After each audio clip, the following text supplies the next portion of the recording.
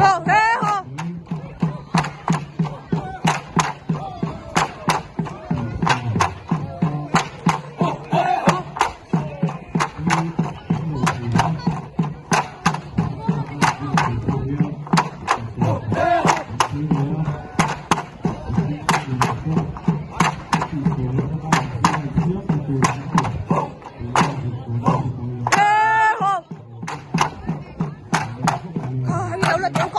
Cái chân siêu. Ê, mình đang đi. Ủa, chân đi để đồn thế. Lúc bắt đầu là liền đi.